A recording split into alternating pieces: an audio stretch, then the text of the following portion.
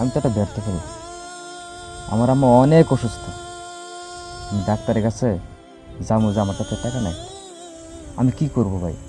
যাও, আমার এই পড়াশোনা করলাম, পড়াশোনা করে কোনো চাকরি বাকরি করতে পারতেছিলাম, তো ক্ষেত খামারে অল্প কিছু জমি করলাম, আমার জমিতে সব ফসল নষ্ট হয়ে গেছে। এখন যে ভাই আমি কি করব, আমি কিছু বুঝতে পারতেছি না। আমার আম্মার ডাক্তারের কাছে নেওয়ার জন্য আমার কাছে একটা টাকা পর্যন্ত নেই। আমি কি করব ভাই? কেন বসে দিচ্ছি? জাপানের ছাত্ররা কি করে জানিস? জাপানের ছাত্রছাত্রী এরা পড়াশোনা করা অবস্থায় তাদের কর্মসংস্থান করে ফেলে। তাদের যে পড়াশোনার খরচ তারা নিজেরাই চালায়।